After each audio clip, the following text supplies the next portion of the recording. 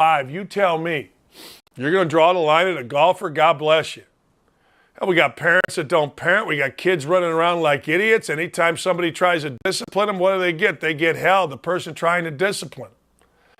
Come at me with Phil. Don't come at me with Dustin Johnson. Look, Dustin Johnson, one of the boringest great players golf has ever seen. I think he's ranked 15th. Now it's a big deal. You got Phil and Dustin and Martin Keimer and Sergio and Kevin. Now, I don't know if they're going to draw anybody. Who knows? But I do know this. They got a lot of money in their pocket. And Johnson said something interesting. 37 years old, Dustin Johnson said, look, I don't want to play forever. And this money enables me to do what I want to do with my family for the rest of my life. And he's not wrong. Now, I personally couldn't do it, but I get ripped for doing things like that. I get ripped for saying I wouldn't go swimming with a woman that isn't my wife in a pool. I actually have standards. Not great ones. I've made mistakes. But hey, at the end of the day, we don't have standards anymore. Oh, man, we don't care. I'm going to get into some of that. So why would anybody be upset about Dustin Johnson? Why would that be where you drew the line on a golfer? $230 million to a, I don't know, guy with 22 legal cases pending. I want you to think about that real quick. And we're going to get mad at a golfer? Yeah, okay. Speaking of good dudes, and we weren't, but we are now. I'm a big fan of Aaron Donald. I told you a couple days ago, he was in a great bargaining position. He wasn't in a good bargaining position. He was in a great bargaining position. Why? Because it legitimately seemed like Aaron Donald could walk away. He had just won the Super Bowl. He's not exactly 22 years old. He's made a ton of money. His legacy is intact. He's walking into the Hall of Fame the second he's eligible. And guess what? He's got a great family and seems to love them all. So, why not? I don't have the answer to that. Why wouldn't Aaron Donald be in a great position? He is, and guess what? It worked out for $40 million more in Aaron Donald's pocket. He extended his contract, or worked out his contract. That's probably the better way. He worked out his contract, $94 million over 3 years. Now I want you to think about that real quick. 94 or 95, I shorted him a mil. $95 million over 3 years. He got himself a $40 million raise, and I got to tell you, those guys in the NFL are printing money. They are printing money, and if anybody in the NFL deserves to get paid, Aaron Donald deserves to get paid. A $40 million raise, a hell of a day. That's a heck of a day, as Jimmy Valvano used to say, right? I mean, that's a heck of a day. I mean, think about it. You wake up, you got a great life. Your agent's like, I think we're going to get something done today. He comes back to you. He goes, look, 3-year, 40 more mil than what we thought, 96 mil. You got to work like a madman to get ready. You take a physical beating 17 weeks of the year. I get all that, but that ain't a bad day, ladies and gentlemen. That ain't a bad day at all. And I got to tell you, for Dustin Johnson and for the rest of the guys going to the Saudi tour, when you look at it strictly financial, it's a pretty damn good day. I mean, look, we all want to get all upset, right, when we see players' contract, and maybe rightfully so. A lot of people feel like, hey, why do so many people need that much money when there's so many people that have nothing? I don't have the answer for that. The only thing that I have is, hey, look, it's America. It's about all I got. But if I were going to list the guys across the board that deserve, not from a marketing standpoint, not from the team needs a quarterback standpoint. I'm just saying the guys that I've seen play NFL football, how good they are, how important they are to their team on and off the field, what kind of representative they are, what they seem like, because I don't know these guys. I'll tell you this, I'll put Aaron Donald at the top. I know Lamar Jackson's going through a contract negotiation. I'd put Lamar Jackson at the top too, because I think Lamar Jackson's a dynamic franchise, going to be Super Bowl winning quarterback. But I wouldn't put all these guys at the top. I mean, I wouldn't put Deshaun Watson at the top, and he is the top. I wouldn't put Deshaun Watson at the top, and I know I'm wrong about this, but I wouldn't have put Deshaun Watson at the top even before these allegations. I watched a guy go 4-12. I watched a guy fumble on the goal line against the Colts. I watched all that. I mean, I'm not saying Deshaun Watson a bad player, but I'm saying I'm not giving Deshaun Watson $230 million. And let me ask you a question. And this is a legitimate question. What do you do now with Deshaun Watson in Cleveland? See, here's the thing. When Deshaun Watson came from Houston to Cleveland, I swear to you, it felt like the Cleveland Browns had decided this is over. Get him out of Cleveland, and this is absolutely over. We're good. Get him out of Texas, get him out of Houston, and we're good. Get him out of this space where all this is going on. Do this. Remember when you were a kid? At least I used to do this. If you closed your eyes and put your covers over your head, everything went away. And that's what I feel like Cleveland did here. They closed their eyes and hoped it went away. Because here's the deal. When they signed Deshaun Watson, I told you a couple things, one of which was, damn, Cleveland must have known something behind the scenes to make this deal so confidently. They must have known that one of, 2 or 3 things was going to happen. 1, maybe they knew that the women were going to drop all these. 2, maybe they knew that, Watson was going to pay him off. 3, maybe they knew that the NFL was okay with these. I don't know. But it had to, didn't it? I mean, give me a 4th. I'll go to Twitter or I'll go to the YouTube chat and you guys tell me what a 4th would be. So now the question is right there on the screen. What the hell do you do with Deshaun Watson? Like, do you just trot him out there? I guess you do. I guess you do. I don't know. I guess you just keep your eyes closed. Here's the other thing, and I've said this forever. I have a tendency, I call it, see this big nose right here? Where is it right now? It's a big old schnoz. I call it looking beyond your nose. And people don't understand it. And a lot of times, people get mad at me for it.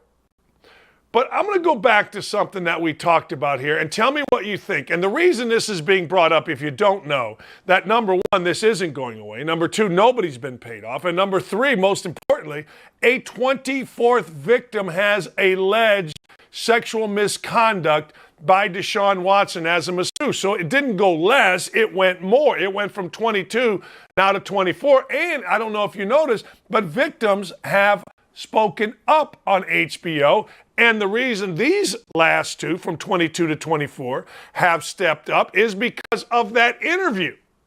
So now I go back to something that I discussed. Baker Mayfield. What the hell you do with Baker Mayfield? And if you're Baker Mayfield, OTAs are starting mandatory. You better be there. Like, I don't care if they kick you out. But if I'm Baker Mayfield's agent and Baker Mayfield has a brain in his head, which I got to tell you, he has not shown over the last 6 months.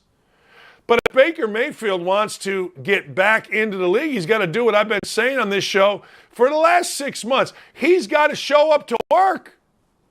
There is no way, at least the way I look at it. Now, the way I look at it doesn't necessarily make it right, but I bet you this is the way you all are looking at it. There is no way that if this continues, even if Deshaun Watson pays these folks off, and there was a rumor that he was offering $100,000 apiece, even if Watson pays these 24 victims off, I don't see there's any way that the NFL just,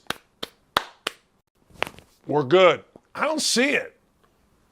Now, here's what has happened. There have been 2 grand juries. They both declined to charge Deshaun Watson. Okay, that's in his favor. but you're still the NFL. You still have shown that you will go in your own way. The investigative operation, according to Roger Goodell a few weeks ago, was near completion. Did that change now that you've got two more people? I bet it did. Did that change because all of a sudden victims are speaking out on HBO? I bet it did. I bet you it did.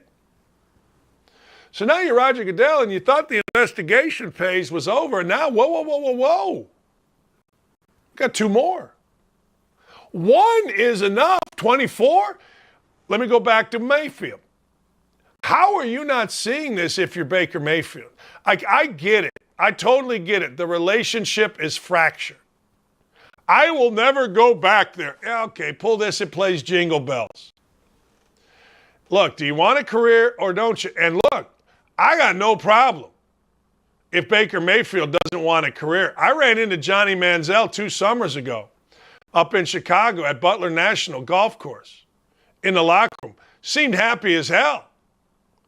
So maybe Baker Mayfield, who has had a much better Browns career than Johnny Manziel, maybe he's content, maybe he's happy. So I've always prefaced it by saying this. If Baker Mayfield wants a career, he's got to go show up because there's no way you play this guy. Do you? If you're the Browns, and let me ask you a question. Where the hell is the Me Too movement? I mean, this is a powerful male allegedly using his position for sexual favor and intimidation. Pretty much what the Me Too movement was based on. Where is that movement? Where are the women of Cleveland? You're telling me, with all that's been going on, this guy can walk into a press conference with the general manager, Barry, with the coach, Stefanski, in his $1 million suit or whatever it was, sign a $230 million deal, put his little cap on, go out to practice, get 2 more allegations, and not a woman other than Jim Tomey's wife in Cleveland's going to say squat? Talk to me. Let me know. It really, I don't know, it really is amazing to me. Hey, Dan, here's a question from Dog Days 27. Who doesn't have 40 to 50 masseuses? Now, I will say this. Dudes that make that kind of coin live a different life than you and me. I don't have a masseuse. Other than I rub my head. So what? What if the team provides this stuff? Yeah, I don't think that's happening. I don't think so. I get the question. I do get the question. I understand the question. I ain't mad at the question. But I don't think the team is providing 40 to 50 people to give this dude a massage. Like, didn't word spread? Like, allegedly, well, this isn't alleged. My neighbors are Clintons. Bill Clinton, first cousins. And when the 500 comes, other of the clan comes over. And they talk about, inevitably, the conversation gets to Bill Clinton. And one of the things one of the first cousins said about Bill Clinton, even going back, way back, allegedly, no young girls are allowed to be in the same room alone with Uncle Bill. Allegedly. I'm just telling you. So obviously, what's the point there, Dan? The point there is to say word spreads. Things aren't in a vacuum. They're not in a vacuum. So I'm curious. I don't know the answer to this, but did these women come from different towns? Did he fly people in? Because certainly people had to know this is a bad guy. I don't know about, and certainly, hey, look, if you go give him a massage, things are going to happen. But I don't understand why Cleveland, Sean Black, El Presidente, on the YouTube chat says, hey, Cleveland fans don't care. We'll put up with, not will, because Sean is not saying will. They'll put up with anything, just about anything, if it means a Super Bowl. That's what I'm saying. Like, at what point are people in Cleveland like, hey, look, this is crazy. This is nuts. What are we doing? But I'm just telling you, there are so many elements to this. Like, I don't view this, people say, well, it's a money grab. Everybody says everything's a money grab. I don't view this as a money grab for these women. I don't view it that way. I view it as, hey, man, here you go. 22 of us, now 24 of us. What do you do if you're the Cleveland Browns? I would love to hear answers. I got about 170 people watching here on on this. I got a bunch of others. There'll be about 25 to 30,000 people that view this over the course of the day. Let me ask you a question. What do you do? Josh Dorsey says Jimmy Haslam is so desperate he's going to love Watson regardless of what happens. Yeah, I don't know. I don't know if that's true. I'm just shocked that there hasn't been an uproar in Cleveland. I haven't heard, you know what I've heard more of? True story. I've heard more about Baker Mayfield than I've heard about Deshaun Watson. I've heard Deshaun Watson in the cases, but I'm talking about what's going to happen with. What's going to happen with Deshaun Watson has not been said nearly as much as what's going to happen with Baker Mayfield. So my last 10 minutes that I just talked about could be a complete waste of time because maybe he just going to collect his $230 million and play football.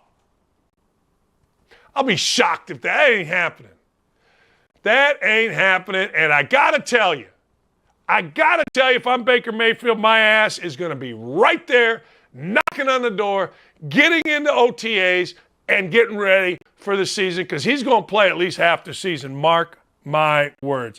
Speaking of play half the season, no Jimmy G at training camp. That's not really a surprise, or at OTAs. Jimmy G coming off of an injury. You know what's interesting about Jimmy G? First off, I love his grandma, or whatever the hell it is, in his commercials. I think she's great. I don't know who the hell she is. But he has been excused.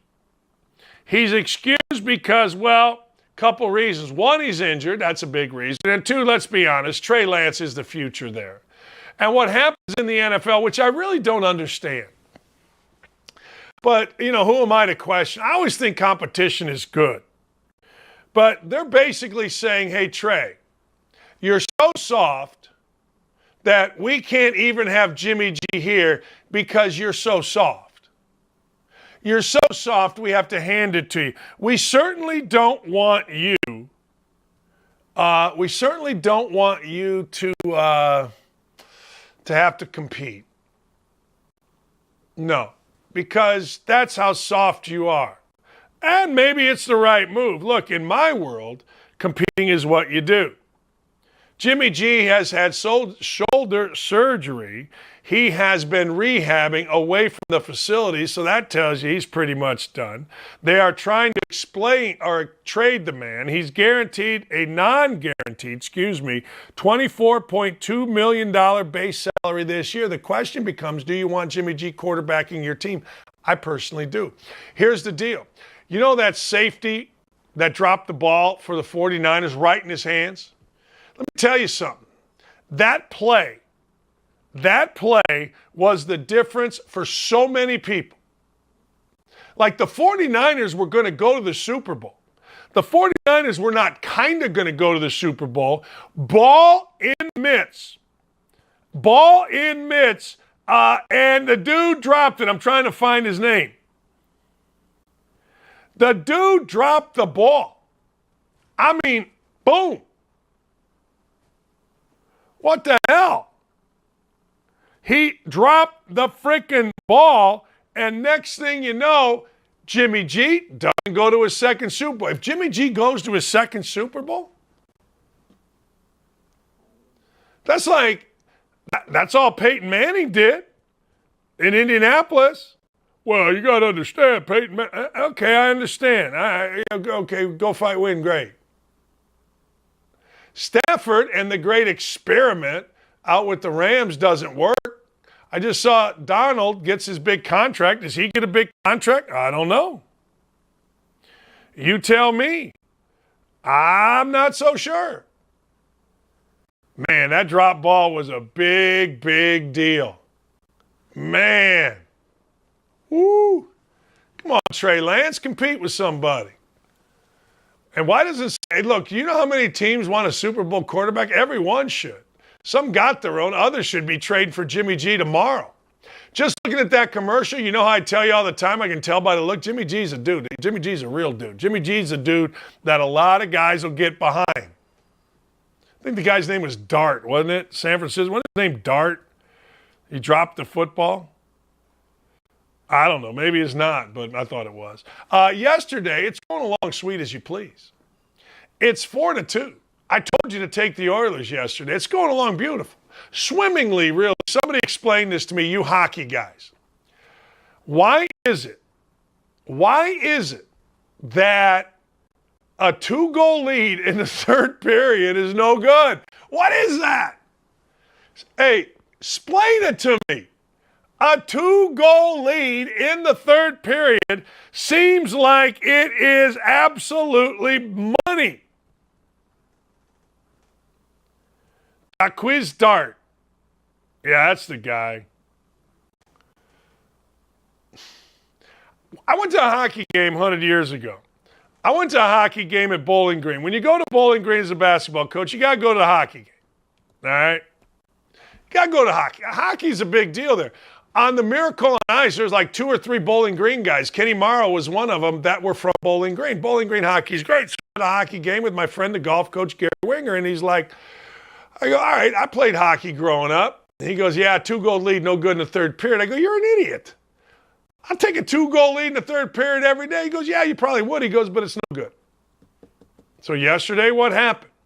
The Oilers got a 2-goal lead. They're up 4-2. Next thing you know, whap, whap, whap, whap, whap. My head got spinning. My head literally spun around. I went exorcist style, and I'm like, wait a second here. Oh, boy.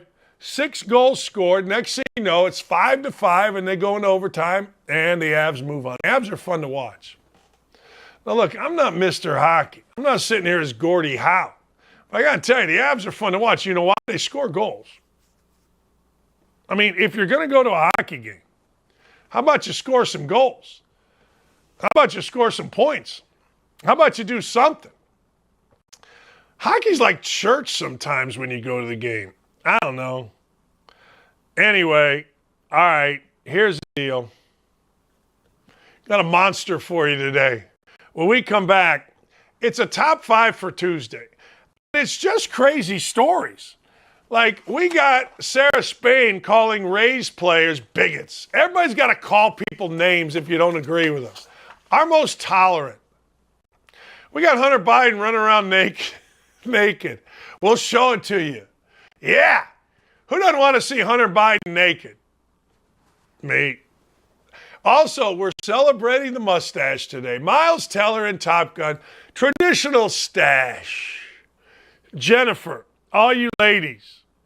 We got Doc Holliday. We got, Burt Reynolds. Oh, God. We're celebrating the stash. I can't grow a stash. See this right here? I got hit in the mouth. I have a big scar. I had to have plastic surgery somewhere here in the lip. Can't grow a stash, so I admire the good old stash. Raleigh Fingers, remember that stash? All right, we come back. I got 5 top Tuesday crazy-ass stories that we must discuss, ladies and gentlemen. Keep it right here. Go tell your friends. Let's go. Let's make this show the biggest show in the country. We'll be right back.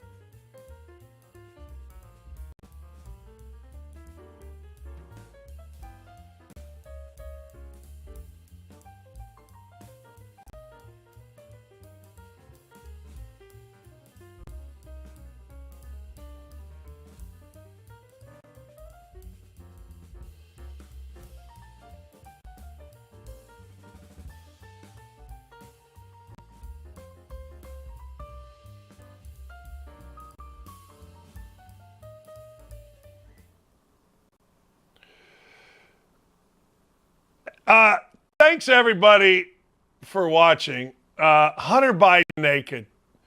Yeah.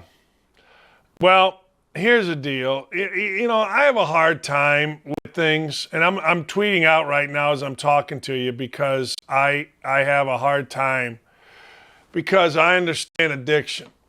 I do. I understand addiction.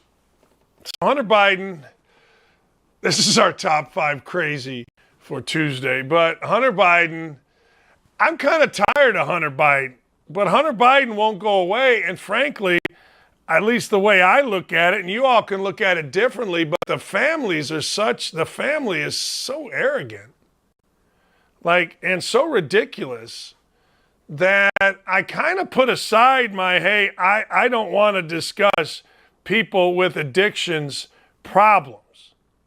You know what I'm saying? I don't know. That it's one of those deals where I have a real sensitivity to it.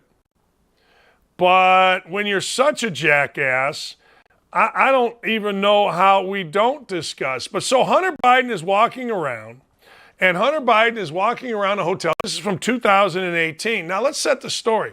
So Daddy is all of a sudden, Mr. Gun, we're going to get your gun guy, right? And Daddy has become I don't know, whatever way the wind blows, his father goes that direction. All right. So now it's, all right, we're going to go get the guns, mass shootings. And anybody wants protests however they want to protest. We have a problem in this country. Mass shootings are a problem, but not just in schools. We saw what happened over the weekend. But it's not a great thing. And again, we have no standards. We have no standards in this country. And maybe people want to blame Donald Trump, and that's fine. I could too. There's no problem. But we have no standards in this country. I turn on ESPN. I got people that don't know their ass from third base talking. I turn on news. They're making stuff up. I mean, it's ridiculous. Hunter Biden, in his latest episode, is naked.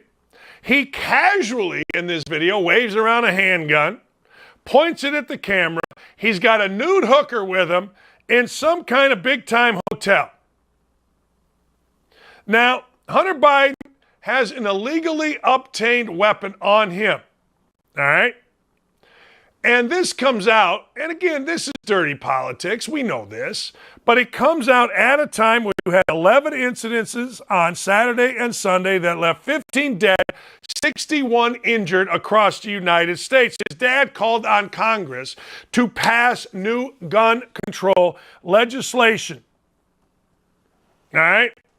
So Hunter Biden is there. Now, what you're seeing in this picture is Hunter Biden's cheek, a little bit of a right cheek, with a gun. This was recorded. I want to make sure I get all this right. October 17, 2008.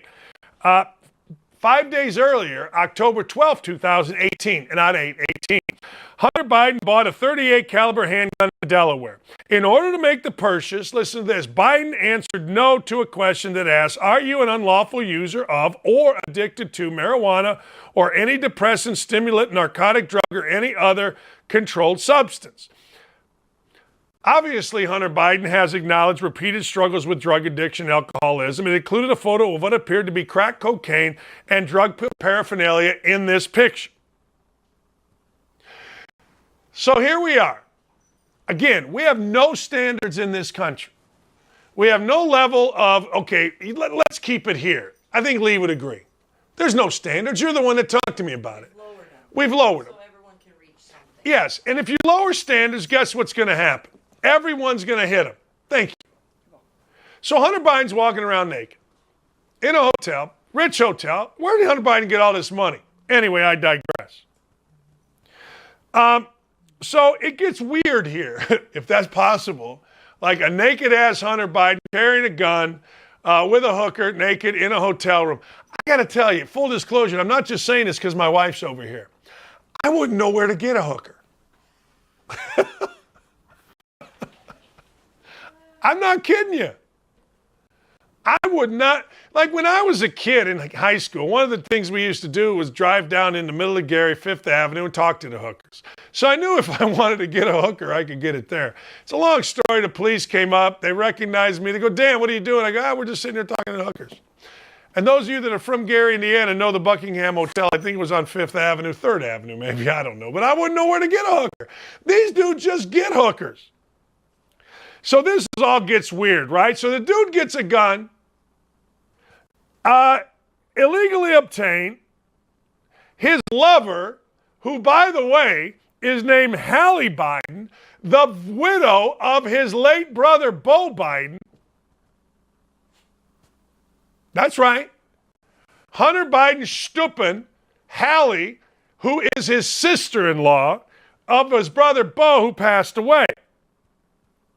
So Hallie cares about Hunter, so she tosses the gun in a supermarket garbage can, setting off a Secret Service and FBI probe. No charges were ever filed. The place where the gun was dumped and went missing, Jansen's Market in Greenville, Delaware, where President Biden has a home in an upscale neighborhood across the street from Alex DuPont High School. I don't know why that's important, but the Secret Service told the Post in March of 21 it had no record of agents investigating. But there he is. There are pictures holding his junk with a hooker, naked, in a hotel. Now, let me ask you a question. You got a hooker in a hotel room. Why are we taking pictures? I got a hooker in a hotel room with an illegal gun. Why are we taking pictures? Can somebody please explain? Then, of course, there's text messages. She stole the gun out of my trunk lock, threw it in a garbage can, full to the top at Jansen's, then told me it was my problem to deal with. That's what Biden said in a text. Then, when the police, the FBI, Secret Service came on the scene, she said she took it from me because she was scared I would harm myself due to my drug and alcohol problem and our volatile relationship, and she was afraid for the kids. Really not joking, the cops kept me convinced that Haley was implying she was scared of me. He described the gun as my .38. Took from the lockbox of the trunk and put in a paper bag and threw in a trash can at a local high-end grocer for no reason, he said. And I freaked out when I saw it was missing 10 minutes after she took it. And when she went back to get it, after it scared the S out of her, it was gone, which led to a state investigation of me. True story. There you go. They weren't really investigating him for that. They were investigating for tax fraud, money laundering, violation of lobbying rules. Oh, jeez. All right. Hunter Biden's a mess. Addiction's a bad thing, and I feel bad for him and his family because of that part. But look, you're in the public eye, man. Why are we taking pictures with hookers? Can anybody explain this to me? We're in a hotel room, and we're going to take pictures with hookers and an illegal gun. I would love to have a call-in show right now where I ask the question, why would you take a picture of yourself and a naked hooker and an illegal gun in a hotel room when you were married, or at the very least, stooping your sister-in-law? Man, holy cow. People are saying, dude, give it a rest. Why? Donald Trump took a dump, wiped with his left hand, and you all lost your mind. Hey, Dan, I really don't give a blank what Hunter Biden's doing. Somebody help Joe figure out what the hell, where the country's being headed. That's my concern. Me too, but I can have concerns on both ends. I mean, I can't talk about it for 5 minutes. Dude, give it a rest. No. No. Mm-mm. No, I ain't giving it a rest. It's too funny. Sarah Spain, that wonderful, actually god-awful. See, I lost Sarah Spain. I was friends with Sarah Spain.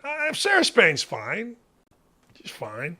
But Sarah Spain, I was listening to her show. This is a long time ago. I was actually friends with Sarah Spain. Anyway, Sarah Spain was doing a show.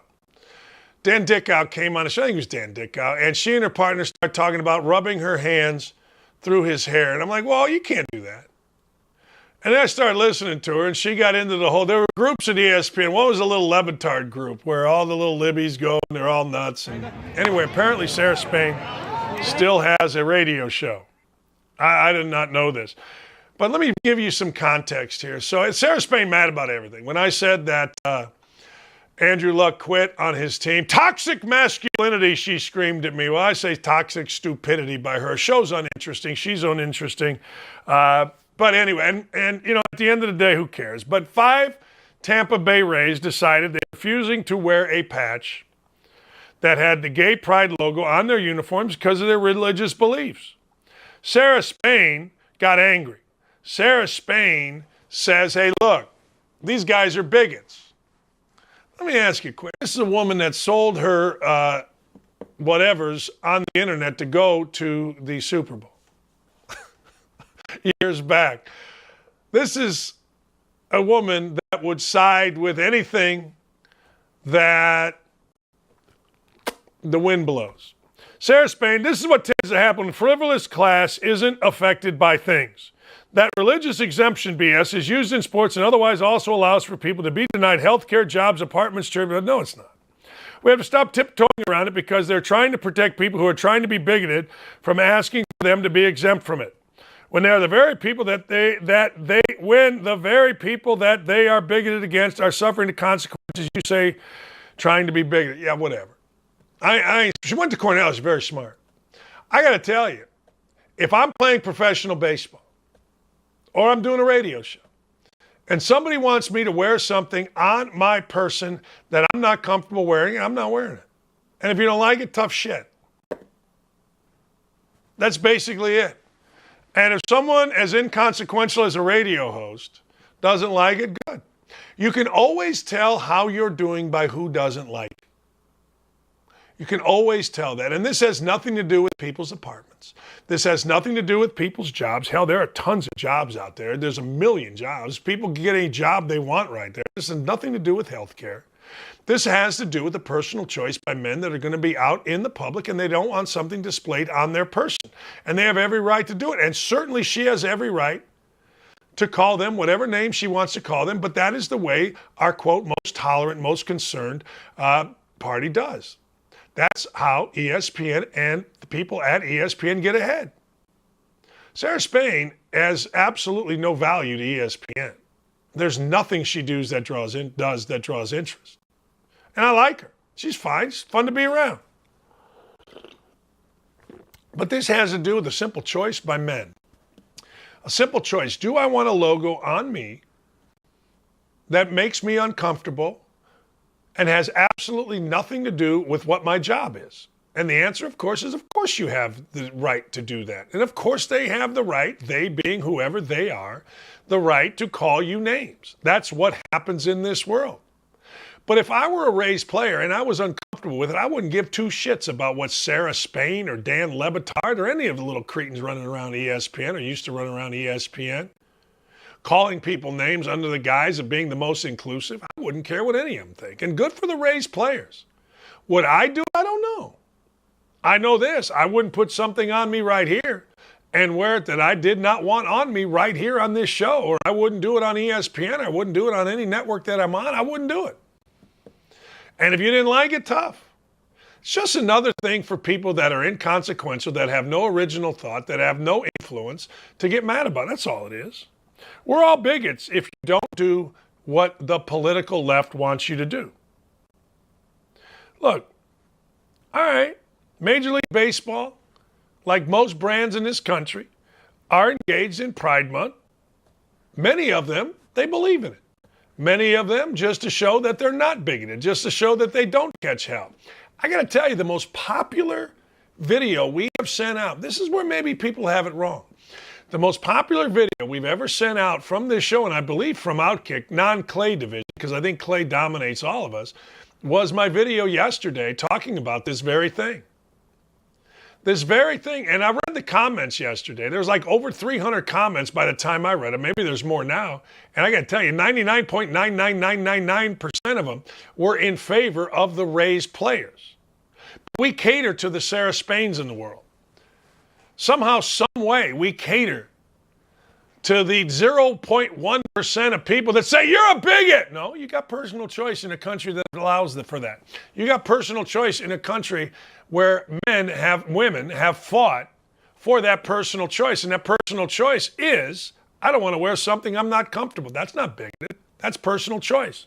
And if you don't like it, good. You want to bitch about it, good. But it's no wonder people don't pay attention to Sarah Spain. Victimhood sells, man. Name-calling sells. Name-calling sells big time. Big time. And Sarah Spain is part of a dream team. Bomani Jones, L. Duncan, J.A. Adonde. Awesome. Sarah Spain. Yeah, okay. Now, they'll twist that into some kind of, well, look who he's making fun of. I'm just talking about, I'm not making fun of anybody. It's a dream team of wokeness and victimhood that goes by inclusion and diversity. That's all they go by that, but they're not. So, look, I think you do what you want, but if I am a person of substance, and believe me, I've turned down a lot of money in my lifetime over character issues. I'll debate my character against any of these slaps. Any of the slaps that I mentioned, and by what I did, not by what I say.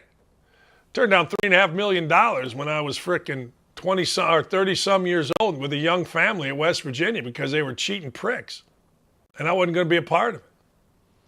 So I'll put my credibility up against any of these clowns. Good for the Tampa Bay Rays, man. Good for them. They stood up. They did. Whether you like it or not, they stood up. And it's typical of ESPN's, quote, talent to all of a sudden equate it to something that doesn't equate to. And of course,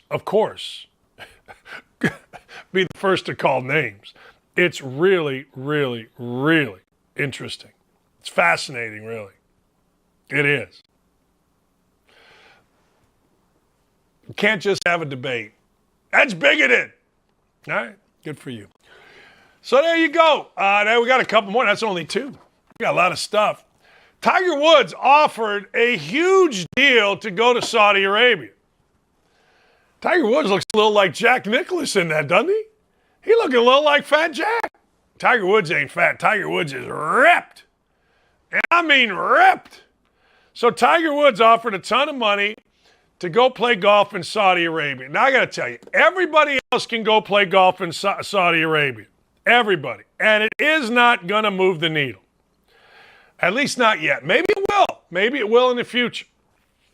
But Tiger Woods can't go play golf in Saudi Arabia. He can't.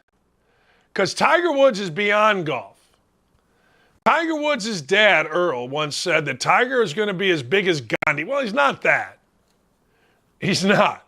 I mean, maybe, I don't know, some of you maybe. But I'll tell you this, Tiger Woods is bigger than golf. Tiger Woods is bigger than any personality that has ever been in golf. Tiger Woods may be the biggest personality golf will ever see. And one of the reasons that Tiger Woods is so big because of personal flaws. When he got up there in that press conference, basically apologized for stripping everything, he talked about his Buddhist faith. And I got to tell you, we all looked and laughed. We're like, yeah, that's crap. But it endeared us to him. Because he became like us. He became a flawed person. His whole life, obviously, he was hiding behind, whatever it was. Well, what he was hiding was that he was just one of us. A guy that screws up. So once he did that, I liked him more. I loved watching him play golf, even when he was a teenager and he was playing in the U.S. Amateur we would watch. Him against Steve Scott, I think, is the guy's name, was awesome. But I got to tell you, Tiger Woods cannot. I cannot have him going to Saudi Arabia. Even if he never plays around, he's the one guy that can't go to Saudi Arabia. Greg Norman said that it was mind-blowingly enormous, the money offered Tiger Woods. We're talking about high 9 digits. 1, 2, 3, 4, 5, 6, 7, 8, 9. Ugh. Boy. The Saudis got a little money. They're talking about Phil Mickelson reached around $200 million to play. Yikes. Yikes. So Tiger Woods, don't go. Don't leave me because I am not going to watch the Saudi tour. I'm sorry, I'm not. You may, and it's great. I hope it's wonderful. I hope Phil Mickelson and Martin Keimer and Kevin Na and Sergio and all the rest dominate the world, but I ain't watching. If Tiger Woods went, I would have to watch because I like watching Tiger Woods play golf. That's not fair. You just said guys can do what they want. You're damn right they can, but not Tiger Woods. He's got to stay. Please, please, El Tigre. Tigre. Don't leave me. Man, I got to tell you, though, if you're Phil Mickelson and they offer you $200 million, oof, how you not going? Like, I get it. I mean, I turned down 3.5, and that was like 200 in my family. In fact, I thought about it when I read Dustin Johnson's comments. Dustin Johnson left. Dustin Johnson said, look, it allows me not to have to work at this my rest of my life. And I thought to myself, damn, if I'd have stayed at West Virginia in 2002 for what I was making there, I was making 1/5 of it back at Bowling Green. I wouldn't have to work, but I like working. But Tiger, you can't go. The biggest story yesterday was not anything I've talked about, ladies and gentlemen. Not anything I've talked about. Dylan, make sure that Clay Travis knows we're talking about him, please, in Twitter. But Clay Travis met yesterday with the umpire that gave him the boot. That's right. The umpire that gave him the boot, and Clay Travis had a sit down. Clay got the boot in a kid's game. Clay got the boot at his son's 11-year-old game. Now, look, I don't condone that. It's kind of stupid. But, hey, you got to make chicken salad out of chicken blank, right? So Clay goes on, and I thought this was great. The Outkick 360 boys get Clay on and get the umpire that gave him the boot. And I got to tell you, I am 1,000% in on it. So they have a sit down. They have Bill Akins, Akines. They sit down. They talk about the game. Terrible call. They go face to face. See, this is what I'm trying to tell you. This is what men and women should do. You don't hide behind some nonsensical show that nobody's watching, calling people a bigot. You got a problem? You sit down and you discuss what's gonna happen. Clay gets the boot. Bill gave him the boot. Clay goes to social media. Bill's a fan of Clay. So what happens? They sit down and talk about it. They don't sulk. They don't whine. No, they walk like men. Should Clay get thrown out of an 11-year-old game? Of course not. I think he admitted that. But at the end of the day, ladies and gentlemen, at the end of the day, whatever transpired, we all make mistakes. Only the media doesn't make mistakes, these jackasses. But in my world, the world of real men, real women, real people, you do what Clay and Bill did. You sit down and you discuss what happened like adult frickin' men. You shake hands, you go have a beer, you go have a coffee. I don't care what you have, but you don't have a latte. No lattes, black coffee and whiskey only. That's right. Put your horse, put him on the thing in front, open the bar, go in and get yourself a whiskey with Bill. You sit down like men and you discuss. That's what the hell you do. Period. Damn. No guns. Nothing. Man, it's what men do. Don't look at my coffee. There's a nice little cream in there. I get so tired of everything else. Well, you didn't think like me. The Sarah Spains, the Bomani Joneses of the world, the Izzies. Well, you didn't think like me. I'm a victim. I'm this, I'm that. No. Bill could have said, hey, screw you, Clay. I don't care who you are. You're in my territory now, baby. You're on my turf. I'm the umpire. I ain't talking to you. I'm going to put a video out about what a bad guy you are. Clay could have continued railing against Bill, but that's not how men work. That's why I'm very happy to be working for this company. Men don't operate like that, ladies and gentlemen. Men shake hands, they sit down, they discuss. If you got to throw hands, you throw hands. And at the end of throwing hands, you sit down, you swing open the bar door, and you go have a whiskey. Whiskey. What did George Clooney say in Ocean's 11? Whiskey, whiskey. I don't know what that means. If anybody knows what that means, tell me, please. Please. But good for those two guys sitting down and hashing it out. Look, Clay's wrong. I'll tell you point blank. I went to Little League games my whole life. You don't get thrown out. I legitimately, myself and the hockey coach at Bowling Green, we called ourselves Harry and Steve. We would announce the games. We would sit in the back because it's boring. Like, let's be honest, man. Your kid's on a travel team. You got 6 games in a day. It's hot as a bejesus. I never drank at my kids' game. Guys would go out in the outfield and drink. I never wanted to do that. I just sat there and watched. And Scotty Pollock and I would announce the games. He was Harry. I was Steve. Steve Stone and Harry Carey. That's what we did.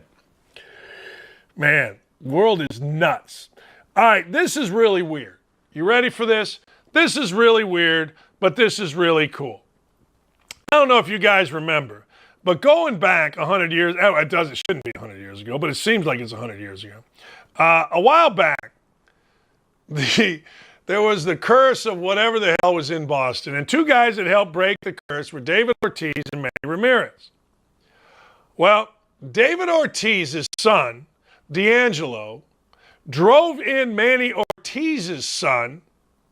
How about that? Manny Ramirez Jr. There it is.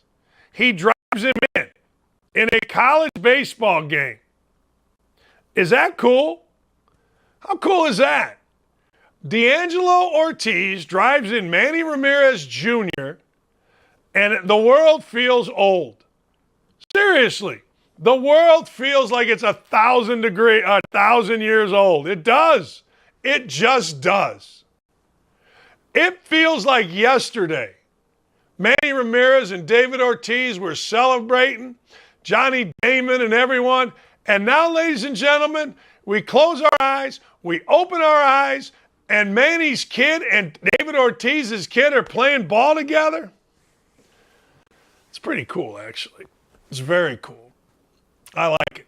I don't like it a little bit. I like it a lot. I think it's awesome. I do. I think it's absolutely awesome. It does make you feel old, though. If Johnny Damon's kid's out there in center field, I'm going to have conniption. And if Mariano Rivera's out there throwing, I'm going to have big conniption. I don't want to have conniption today. All right, we come back. I got today in stupidity.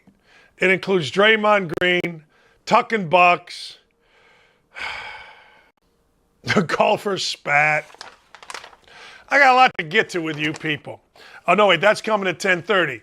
When we come back, ladies and gentlemen, we're celebrating the mustache. Yes, we are. I know it's not Movember, but Top Gun has hit the roof. Top Gun is taken off. Everybody loves Top Gun. And Miles Teller in Top Gun has the classic stash. So we decided, you know what? We're going to celebrate the stash, the porn stash, the handlebar stash, the regular stash, the wispy stash, the big old furry stash. You got a stash? We want to see your stash. Celebrating Miles Teller and Top Gun. By the way, side note, Miles Teller is in something called The Offer. The Offer is freaking awesome. It's about the making of The Godfather. His name is El Ruddy. That's who Miles Teller plays. I'll get into that. Freaking awesome. Hour 1 in the books. Hour 2 coming up. It's a Tuesday. Where the hell are you going? Keep it right here.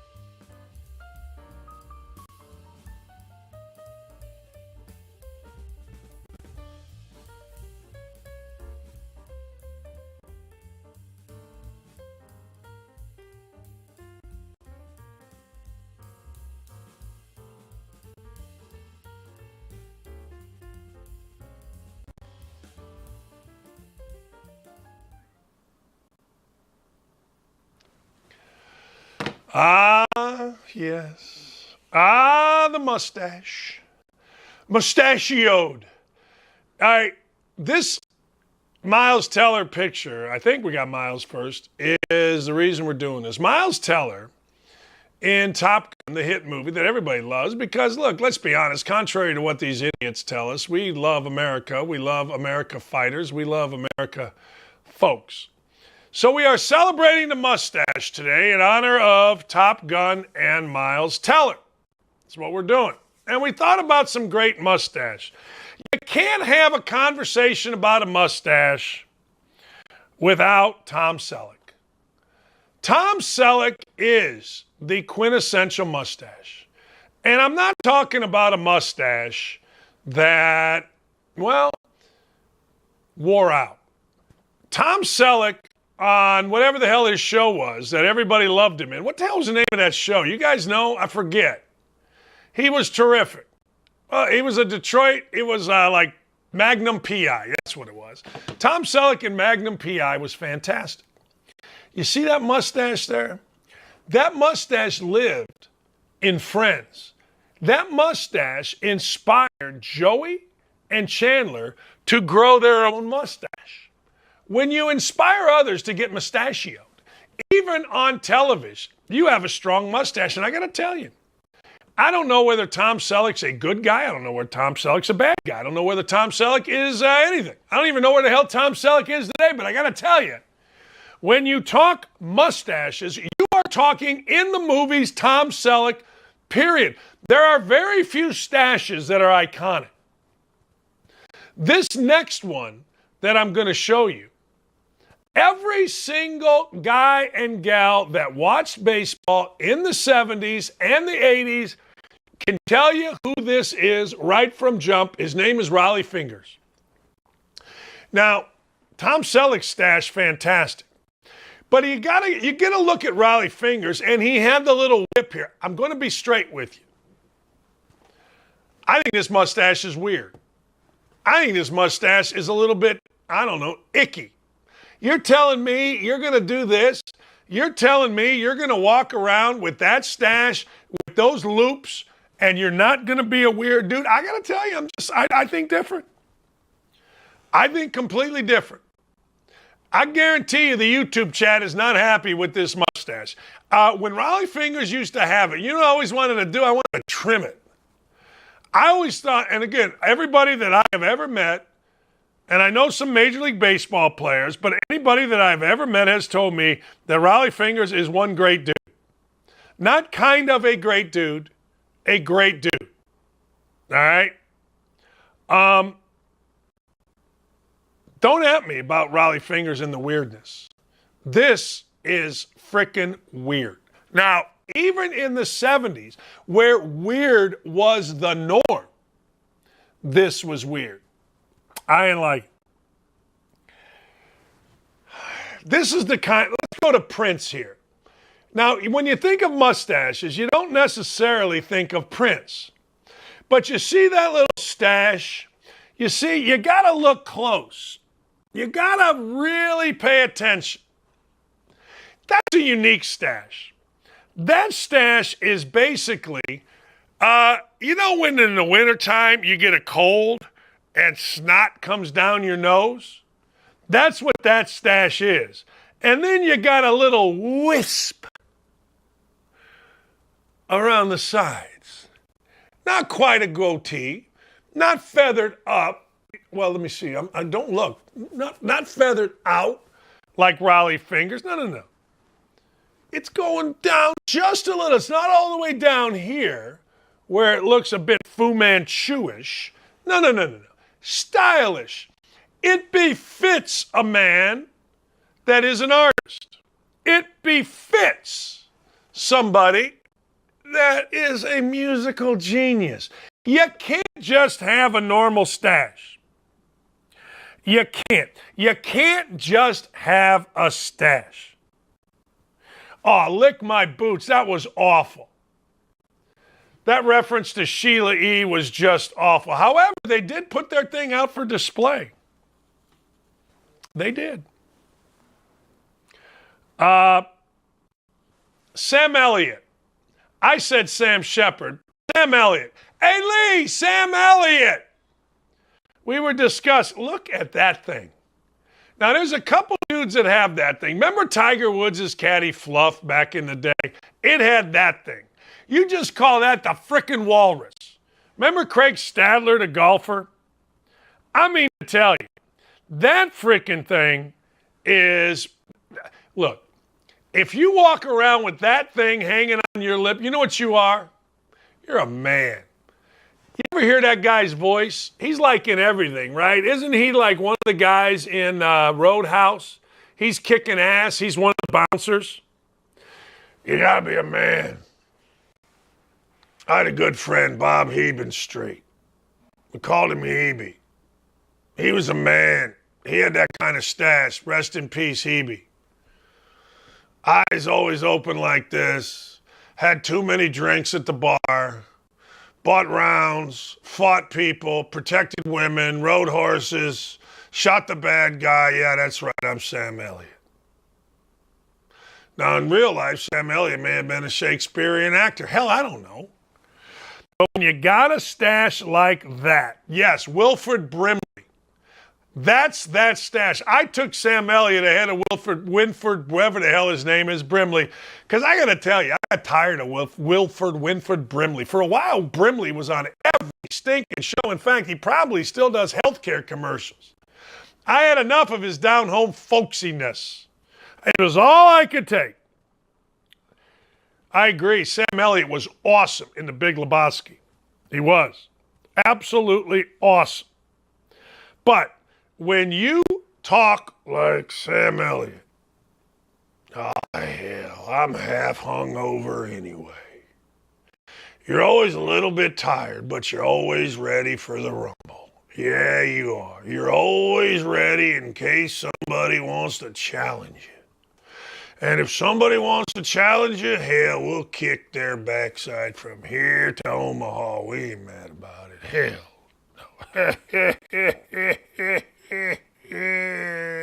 Oh, sorry. Where's Doc Holliday in all this? Doc Holliday had a stash. See, all these stashes are different. We celebrate the stash today. I don't know why. We just do. So, Groucho Marx. Wait a second. We got Groucho coming up here. Did I forget it? Look at this thing. Now, I got to tell you, when I see, oh, no, that's Doc Holliday. My bad. When I see Doc Holliday's mustache, you know what I think? 1950. Maybe 1920. I don't know my 19's that great.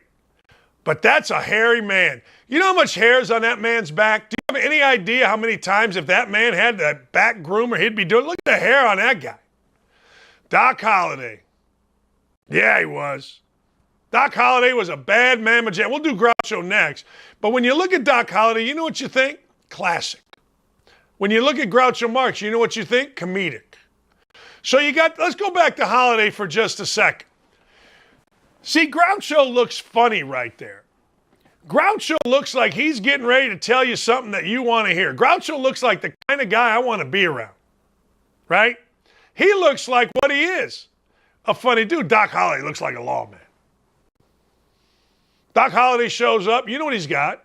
You know, right below this picture right here, he's got one of those watches that's on a chain. What do you call them?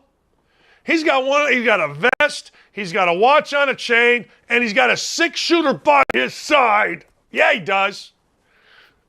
Doc Holliday's ready for business. And that mustache says, take me serious, or I'll put a cap in your ass. That's right, it does. Now let's go to Groucho again. Groucho says, I'm here for a good time. Yeah, I'm here for a good time. I got a stash. I want you to know me. Without my stash, you know what Groucho Marx looks like? Just looks like a bald businessman. You put the stash on, you put the cigar in, and you put the, the look, the eyes, the whole Groucho Marx thing, and you got a comedy genius, a comedic genius. That's what you got. And who doesn't want a comedic genius? A comedic genius cannot look like Groucho Marx would look without the stash, let's be honest. And Groucho Marx is a little bit, for my generation, maybe not yours, but a little bit like Mario Andretti. We've talked about this. Friend of yours is driving too fast. What do you think you are, Mario Andretti? Guy makes a bad joke. Hey, you know Groucho Marx. Now, maybe it's different. Maybe people say Kevin Hart now. Maybe people say different. But, hey, you know, don't try to be Groucho Marx. That stash, Groucho Marx without that stash. In fact, Groucho Marx stash, nose, and glasses are actually a costume. That's when you know you got it figured out. That's when you know you got it going on. When you become a costume. Like nobody's going as this. This is just bald coach. The old coach. Or, I don't know, Penis Head. Edward Penis Head. There's a porno in New York City when I was playing basketball at Indiana. My dad and one of my friends came out. We were playing in Madison Square Garden. They sent me a Polaroid of the movie Edward Penis Hands. That's all this would be. But Groucho Marx is a thing, man. Go get you want to know why? Nose, mustache, glasses, that right there. It's iconic. All right, let me go a direction that I never thought this show would go. Playgirl Magazine. Playgirl Magazine was the antithesis of Playboy Magazine. And Playgirl Magazine used to have dudes in centerfolds, not really showing the packy, but damn close. And Burt Reynolds was the first guy in Playgirl Magazine. Now look at that stash. Now Burt Reynolds had the fake hair, the hairy arms. How hairy are those arms? Right? Smokey and the Bandit. The Longest Yard. Burt Reynolds, I thought, was always a good actor. I thought he was a great actor. I don't know if you're allowed to say he's a great actor or not without getting ripped. Hell, I don't know. But I do know this. Burt Reynolds is one of those guys, when he did a movie, I liked it. Here's why. Because Burt Reynolds always had an underlying filth to him. Meaning he and Dom DeLuise, who was really funny too, used to do bits, and those bits were kind of like they were the bit, but there was always, if you paid attention, there was always some kind of innuendo under, and that's what this guy likes. I like the show Seinfeld. I don't like the comedian Jerry Seinfeld. As a comedian, I think he's probably a good guy. I don't know, although he was dating a high school girl at the head of his fame. I don't know what that was about. But see this guy right here? He was a football player at Florida State. If you took, I just want you to imagine something right here. He was a noted tough guy in movies, right? As I said, he was the first guy, maybe the only guy, hell, I don't know. But he was the first guy to pose for Playgirl Magazine as a centerfold. Now I want you to do something here. Take that mustache off of him in your mind. Do you think, and I'm being serious here, do you think anyone would give a rat's ass about Burt Reynolds? Do you think anyone would buy Burt Reynolds being a tough guy if he didn't have that mustache? Think about it. There is not a chance in holy hell anybody would think, look at that face. It's a round, cheesy face with big, nasty, bushy eyebrows. And by the way, speaking of eyebrows, you're going to sometimes see me when I have no eyebrows. Why? Because one of my pet peeves in life is as you get older, dudes with big bushy eyebrows. So the only thing that I shave other than a beard is my eyebrows. I don't like bushy-ass eyebrows. I don't. So when people have said, Dawkins, do you even have eyebrows? Not much. Not much. Look at the eyebrows on that guy.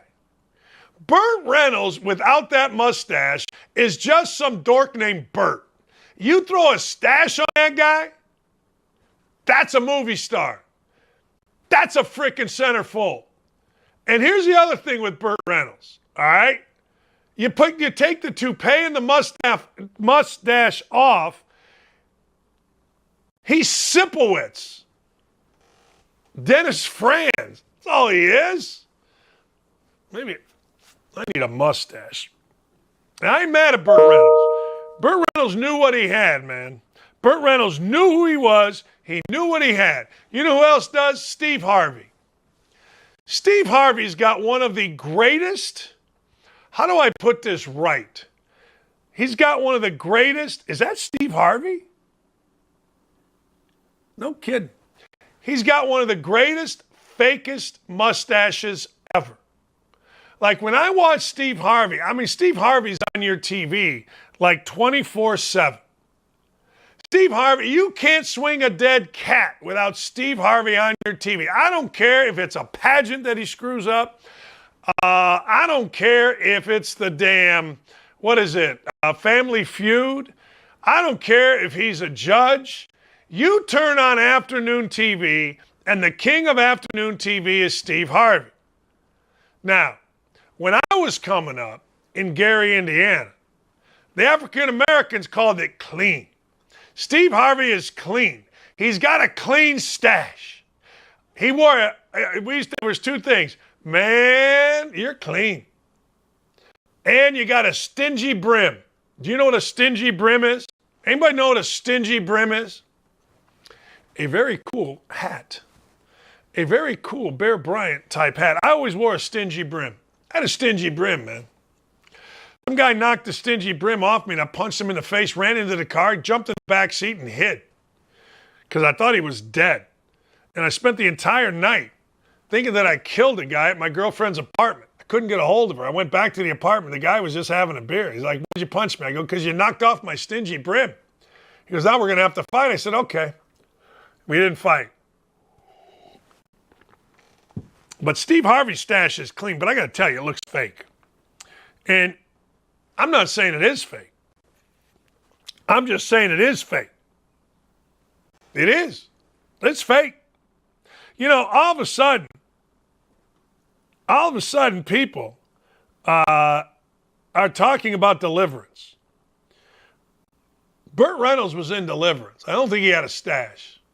We'll go back to something. I'm not one of those people that generally cries at movies, although I have. I'm not one of those people that walks out of a movie thinking that we're going to have, oh yeah. Excuse me. I'll get back to that.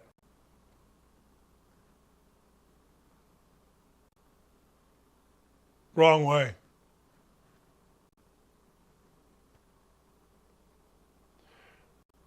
I got to tell you, this changes everything. This changes the look. This changes the sex appeal. Somebody take a picture and send this to me. I'm going to send it up to Lee. Yeah. This would be foreplay.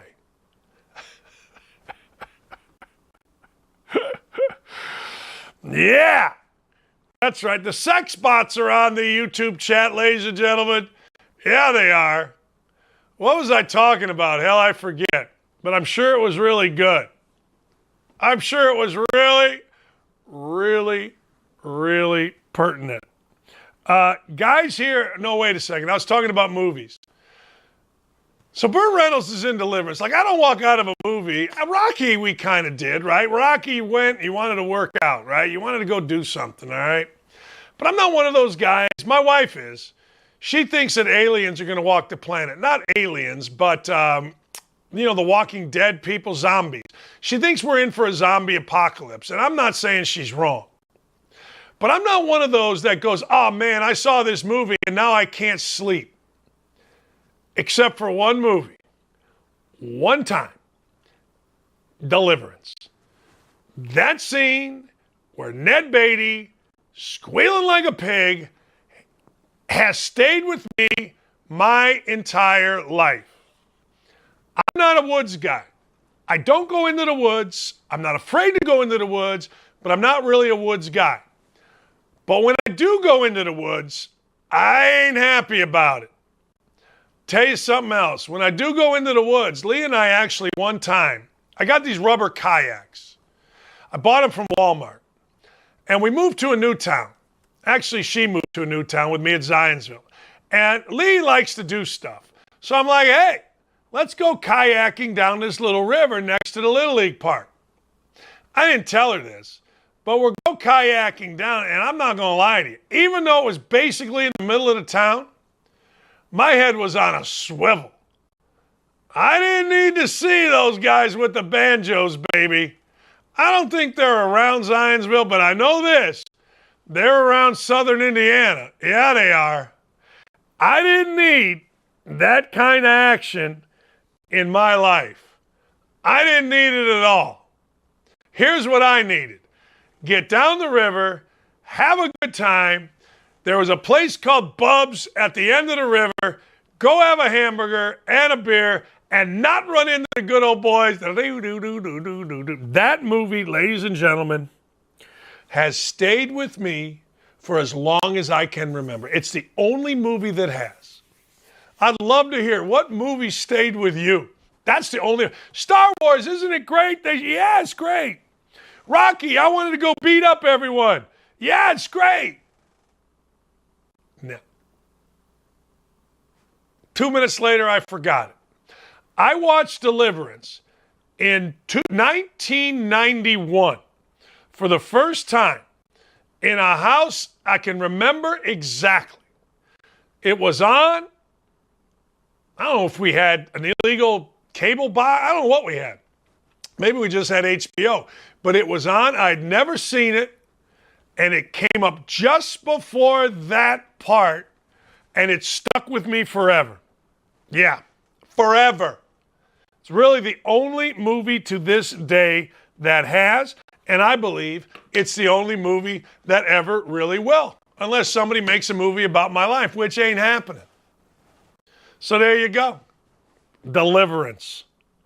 Oh, man. Burt Reynolds without a stash. No. All right. When we come back, how do I put this right? There's a lot of stupidity in sports. There's a lot of stupidity in a lot of different areas, including why in the living hell, if you can explain this to me, why in the living hell are we having children go to drag shows? I'm at a drag show. I don't know. I'm just curious. Also, I'm going to give you what to bet. Oh, how close was that last night? Damn. All right. When we come back, I got Today in Stupidity. Actually, it's Yesterday in Stupidity. As we celebrate the mustache, baby. The mustache. I know it's supposed to be Movember. I get all that. But damn, Miles Teller looks good in that simple stash. I can't grow one, so we're celebrating it today. All right. When we come back, Today in Stupidity, what to bet on. The news of the day, ladies and gentlemen. Dustin Johnson, the number 15 player in the world in golf, who was number one, married to Gretzky's daughter. He's got all the social media stuff. He has left the PGA Tour and gone to the LIV Saudi Tour for $125 million, following Phil Mickelson, who announced last night that he left for $200 million. That ain't stupid. Be right back.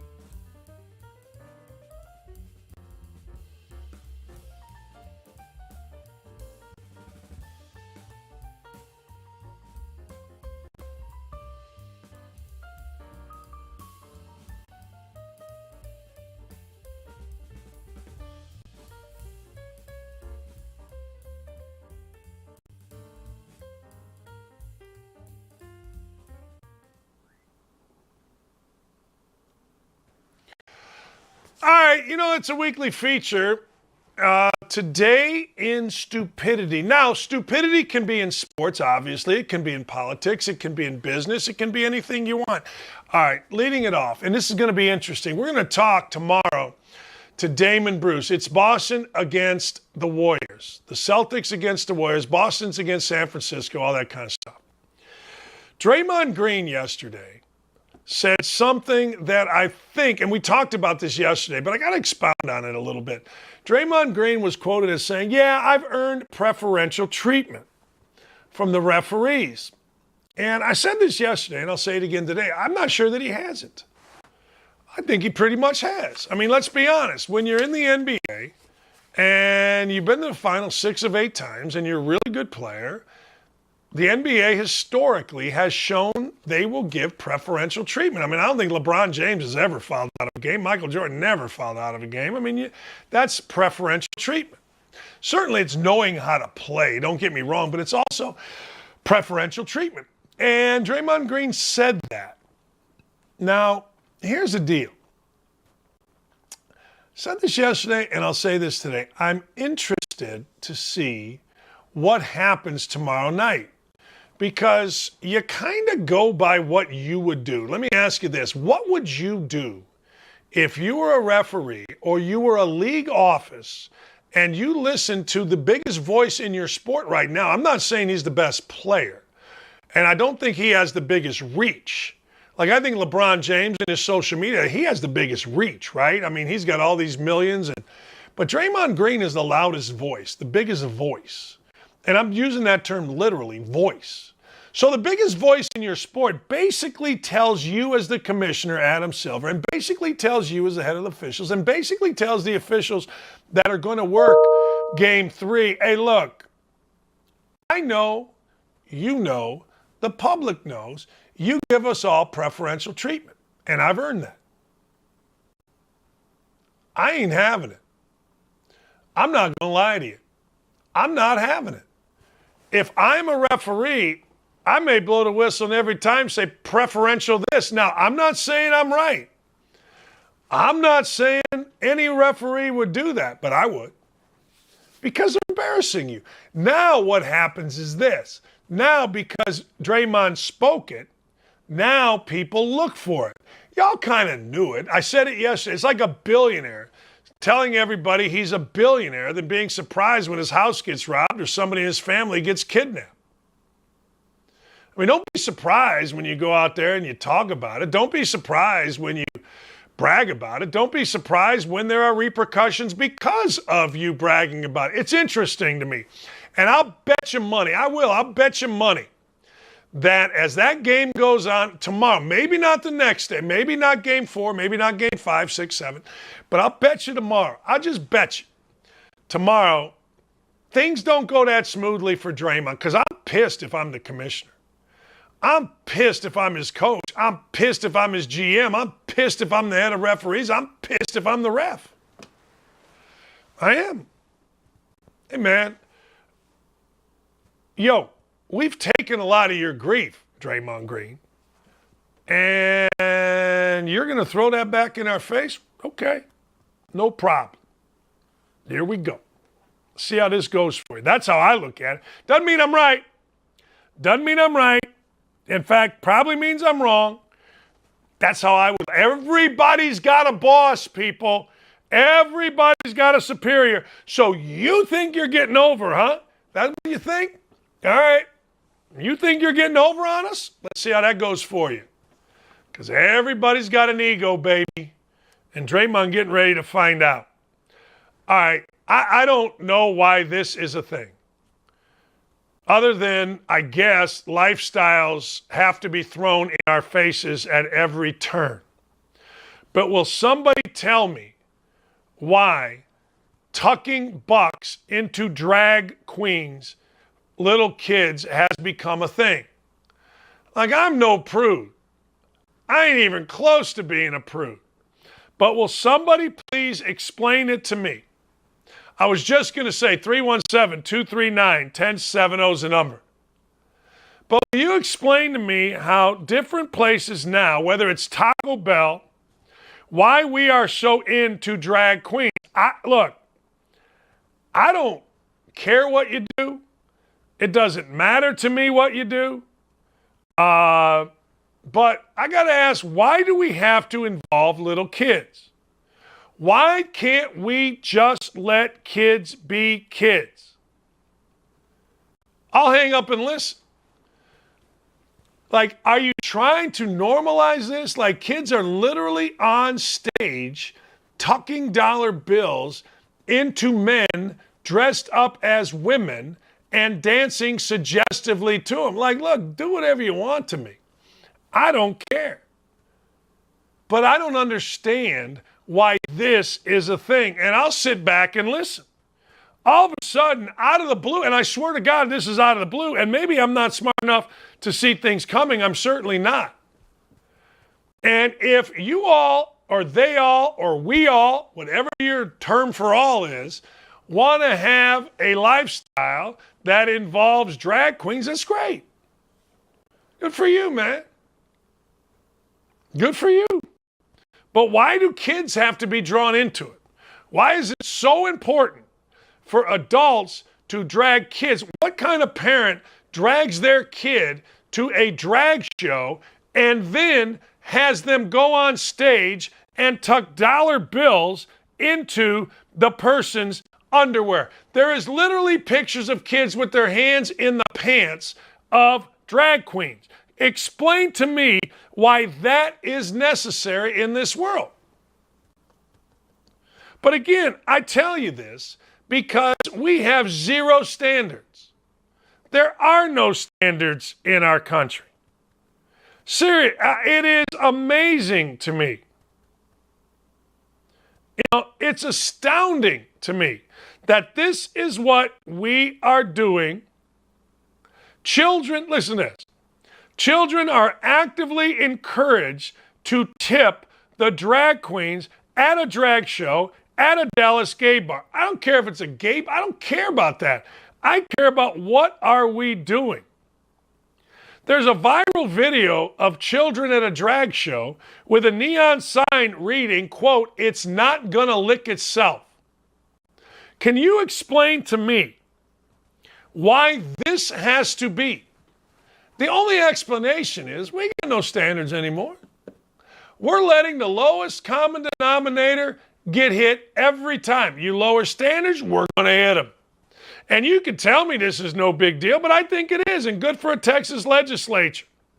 He's going to be introducing legislation, listen to this, to ban children from being subjected to drag shows after image from a bar inside Texas went viral over the weekend and sparked a national outlet. The events of this weekend were horrifying and show a disturbing trend in which perverted adults are obsessed with sexualizing young children. As the father of 2 young children, I would never take my son to a drag or children to a drag show.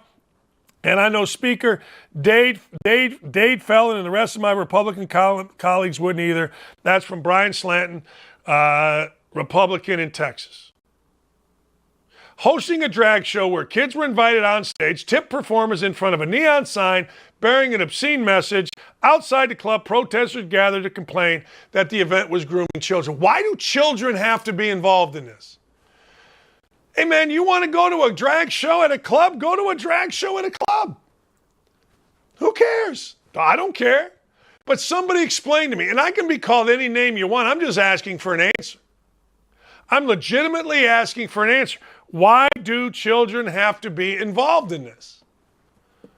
What's the end game? You know, I'll listen. I'll listen. Hey, can I drive a car? No, you're 5. Can I have a beer? No, you're 5. Can I have a cigarette? No, you're 5. Can I take hormones and change my gender? Of course. You know what's best. That's from Kevin Sorbo on Twitter. That's so good. That is so good. Can I drive your car? No, you're 5, you idiot. What are you doing? Can I have a beer? No, you're 5. Can I take hormones and change my sex? Yeah, you know best. That's the world we're living in. Can somebody please explain to me what in the hell that is about? 5 years old. And people can come all over him. people can absolutely come at him and come at me and anything you want. Anything you'd like. I'll take whatever you'd like. I'll take whatever heat you'd like. But at some point, somebody has to say, why are we involving children in this? Like, what do y'all, I'm not saying you all, but can't we ask people, like, all right, why we got to have kids in this? Well, why are we introducing them to sex? Why aren't we introducing them to throwing rocks? You know, I was talking to my mother the other day. My mother was a longtime teacher, Gary, Indiana. And she brought it up. She goes, what are we doing? She goes, the last thing I wanted to do in this world is teach a kid about his sex. She was a third grade teacher, 49 years. She goes, I wanted to teach him reading, writing, arithmetic, how to be polite, how to get along with others. But yet somehow, some way, we got to teach kids about sex. And I don't care if I lose every listener on this show. I really don't. And I say it before, and I'll say it again, and I will not stop saying it. We have zero standards. I'm watching a guy again right now, CJ McCollum on ESPN. Okay. ESPN used to tell you, hey, man, lean forward. Get this out of your soul. Now, ESPN's so afraid. Yeah, well, you know, I think that if you don't want to be there, I don't want to watch. I don't get it. I mean, and my point with ESPN is in every area, we just don't have any standards anymore. And I'll never get it. I will never understand that even a little bit. And I'm going to keep talking about it, and it may blank some of you off, and I honestly don't care. Idaho State, ladies and gentlemen. Idaho State is where my father went and played basketball. My uncle, my godfather, went and played basketball. Idaho State is in Pocatello, Idaho, and I want to make sure I get this right because this is a very disturbing story.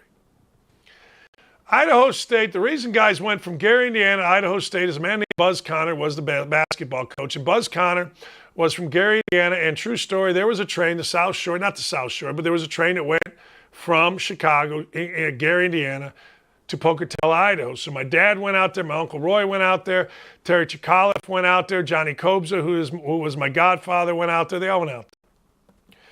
Idaho State football is about as inconsequential Division I football team as you're ever going to find. So why am I talking about Idaho State football? Why am I even talking about Idaho State? Well, I'm going to tell you. An Idaho State assistant football coach was arrested on a murder charge. Now, let's understand. First-degree murder. Guy's name was Devontae Neal. He was arrested in Pocatello, Idaho.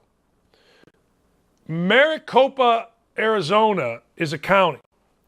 The sheriff's office there had a warrant that included charges of first-degree murder, drive-by shooting, discharge of a firearm at a structure. The arrest by the police in Pocatello occurred outside Neal's apartment. He's in jail pending extradition. This dude played football at Arizona and Notre Dame. He was hired by Idaho State after never having coached. The coach at Idaho State, Charlie Regal, coached this guy, all right? There's really no further details on this. And everyone's saying everybody's going to cooperate, all that kind of stuff, all right? The shooting, though, it happened in a busy commercial area alongside Interstate 10, 8 miles south of the airport. Apparently, it was a drive-by shooting. So you're going to hire a guy that's never coached. Again, we have no standards. We got no standards. I coached this guy when he was in junior college. Hire him. So this is a guy, you know what you're going to hear from people. You always hear this from coaches. Coaches that are cheating. I always say Division I football coaches are the best. They put on their jacket and tie on Monday. It's game week. We're men. All the while they're trying to get 15, 16, 17, and 18-year-olds to switch their commitment. But I digress. So this guy, Neal, apparently is in jail, innocent until proven guilty. Let's make sure we say that. But I don't think I've seen this. Dave Bliss, the coach at Baylor, tried to cover up a murder on his own team. But I'm not sure, and maybe I'm wrong about this. You can correct me, please, anybody. But I'm not sure where I've ever seen an active football coach or basketball coach or baseball coach, I suppose. I'm sure there have been. that have been arrested while they were on the job for murder. Now, maybe there's somebody that after they left the profession, maybe they got charged with murder. But I got to tell you, I've never seen this. So Devontae Neal, Idaho State football coach, arrested for murder in an apparent drive-by in a commercial area. That would be the shooting at a structure. I don't know if he shot through a window. I don't know. We're going to find out. This is a pretty big story. Like, holy cow. You know, this guy was hired to go on a university and he's capable of murder. I got to believe it's hard to be capable of murder. Now, I'm not saying, you know, I know two murderers in my life, people that have committed murder. Both, I would say, probably we knew. One guy didn't really know, but we all knew he was capable. The other guy, we kind of knew. But this dude's a football coach. Hey, coach, try to hire somebody that doesn't get arrested for murder.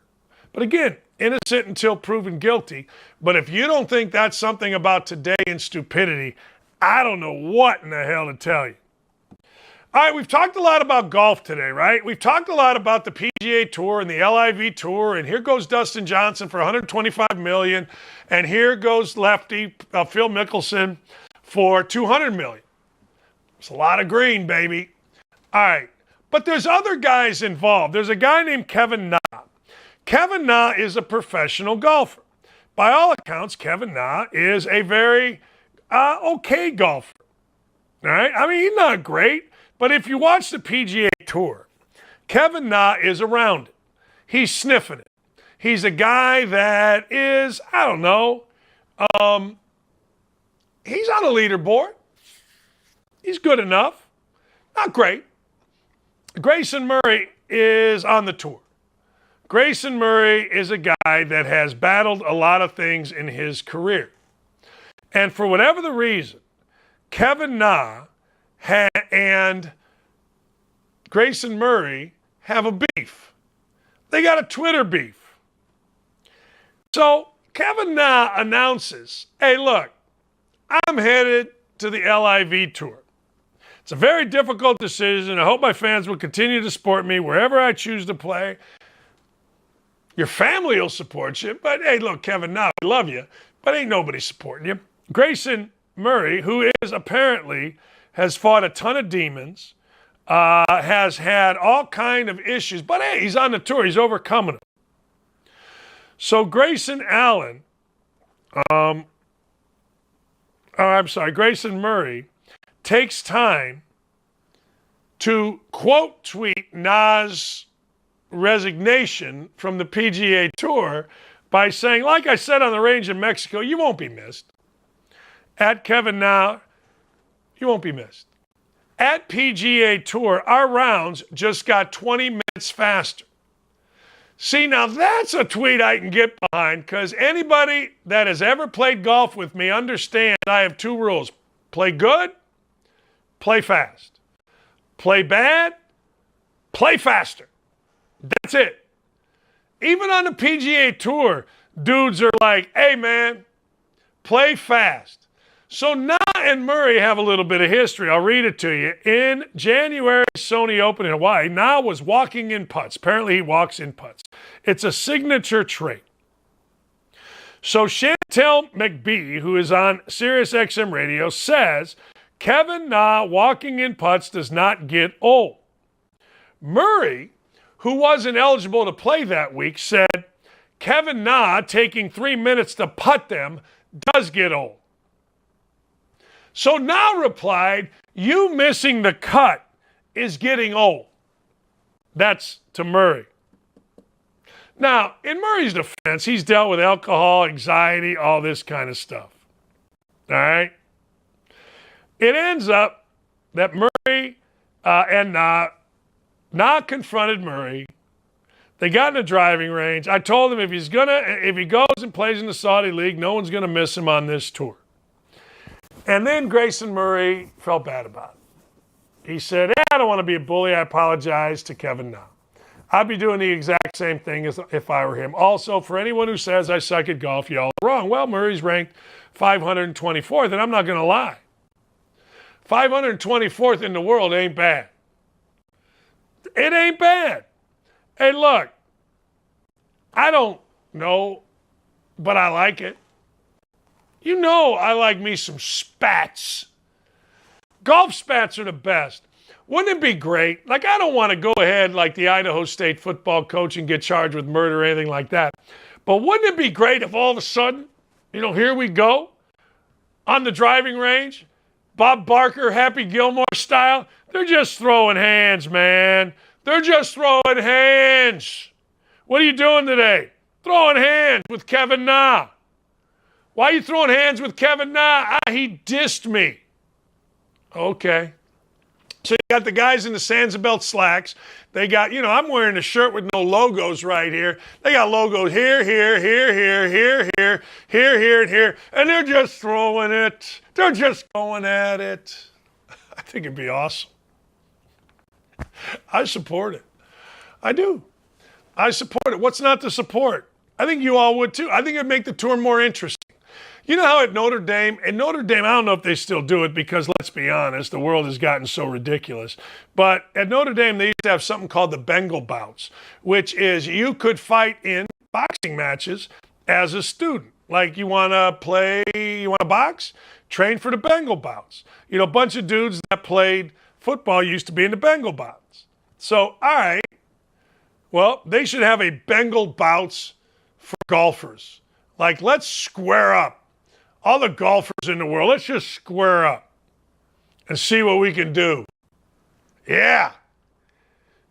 I'm going to have tomorrow for you. I'm going to have who's going to win the tournament or who's going to win the game tomorrow night. I'm going to have who is going to win the freaking basketball game, and I'm going to do some research on it. So tomorrow's show is going to be loaded with research. Right now, the Celtics are 3.5-point favorite at home, and Golden State obviously is a 3.5-point underdog. I don't know, man. Golden State getting points is pretty damn good. I'm going to give you a game today. I'm going to give you a game today that, you know what, it starts at 3:10. El Presidente, I think you're going to like this game. It's the first game of a doubleheader. It's in Cleveland. The Guardians are taking on the Rangers. Now, to me, the Guardians and the Rangers is an inconsequential game. But Cal Quantrill, whose dad was a pretty good pitcher, is pitching for the Guardians. And Cal Quantrill is supposed to be the next big thing, or at one point he was supposed to be the next big thing. Now, I don't know whether Cal Quantrill's any good or not, but I do know this. When you're supposed to be the next big thing, then at some point you become pretty good. Cal Quantrill right now, let me go through this with you. Cal Quantrill's a big old dude, man. Paul Quantrill's his dad, just so that you know it. And again, I'm a rare guy that actually looks at ERAs, but his ERA is only 3.52. The dude will go 6 or 7 innings for you. In fact, I was looking at this, 2, 4, 7 last starts. He's gone 6 innings or more. He's at home. It's game 1 of a doubleheader. I'm all in on Cal Quantrill. He strikes out about a batter an inning. He gives up some hits. That's fine. But I'm mad at Cal Quantrill. I'm going to bet the pitcher in this one. Now, here's the problem with betting the pitcher. When you bet the pitcher, you know how many innings you get out of a frickin' pitcher? You get 6 innings. Don't get me started on this, because I will get started on this. Back in the day, and I've said this many times, you sat at home and you went, oh, man, Fergie's pitching today. Ferguson Jenkins. What did that mean? Well, you know what that meant? That meant you might go to the Cubs game, and that meant you might go watch Ferguson Jenkins pitch 9 innings, a complete game. It didn't mean you were hoping to see Cal Quantrill get 6 innings out of himself. No.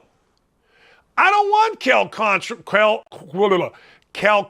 to get just 6 innings. I want the dude to go 8 or 9 innings, but they don't. So you know what happens when you bet baseball? And this is the hardest thing in baseball. When you bet baseball, the number one thing that you're betting is a bullpen, and that stinks. Absolutely stinks. Now, back in the day, you bet the bullpen, but the bullpen got going around the 8th. The bullpen got going basically when you were like, all right, the pitcher's gone 7. We got the 8th inning. We got, I don't know, you name the guy. John Wetland, and then we got Mariano Rivera. That's what we got in baseball. But now, I don't even know. Now, all we got is, hey, man, if you go 5 innings, it will get in our bullpen. Now you got to get through a bunch of guys that are middle relievers, and I don't like it. I don't like it even a little bit. I won't stand for it. But I'm going to bet the Guardians today because I like El Presidente Sean Black. I don't recommend betting the Guardians. The Guardians stink. And the Guardians stink because they got a name that stinks. Hey, look, I get it. Everybody's offended. But aren't we... Last thing, and I'm diverting here. Aren't we a little tired of all the offended? Aren't we? You know, Sarah Spain, get offended. You got to call your names. And don't tell me you don't get offended when you call somebody a bigot. You obviously are offended to call somebody a name. We get so offended. Like, who would actually be on our televisions if they weren't offended? Like, I think that entire NBA Countdown crew wouldn't be on our TV. Charles would be. He don't get offended. Kenny don't get offended. Ernie don't get offended. Shaq gets offended. Shaq's a little insecure, but that's all right. He's a perfect buffer. And I think I'm going to rail on this every day. Like, when people say to me, well, you know, I got offended by that, I say, I don't care. That you've won. You've wore me out. I legitimately don't care about anybody looking at this right now. They're being offended by anything. I don't. Oh, you offended me. Good, tough. Sack up, grow a pair, do whatever. You know what I mean? Todd Duell loves it. Bengal bouts for golfers. They should have it. If you're going to beef, let's get in the ring. Let's get in the ring. Now I got guys arguing about who's a racist. I'm not a racist. You're a racist. Who's a racist? Just put it. Everybody is. Everybody is, and everybody's to get offended by every damn thing. Don't at me. It's the best show you're ever going to see because we're not afraid. Tell your friends. Hey, Sean Black, right now, go to my Twitter page and retweet this show. We're starting to... Yeah, we are. Tomorrow we'll have Damon Bruce. He's one of my favorite guests. He covers the Warriors for WKNR in San Francisco. He's the most popular radio host in San Francisco. If he tells you about it, probably going to happen. He roots for the Warriors, but I ain't mad at him. He's a realist. He's like me in Indy. People get mad at him because he tells you the truth. So we got that tomorrow. Thanks to everybody. Dylan, great work. Tomorrow we'll be back and better than ever, as Mike Greenberg says. But I enjoyed today. Today was fun. I tried to see what would happen if we didn't have a guest. I don't know that a guest makes any difference. You guys like to hear this bald guy spew. But we are working on Herschel Walker and others, Tommy Lauren. We're working on, I'm trying to get Clay on today. We're going to keep working, keep getting you the best guests, keep getting you the best opinions, the best insight that we possibly can. And I thank all of you for watching, all of you for tweeting, all of you for listening. Thank you. We will talk to you tomorrow. Doc Itch, OUT out.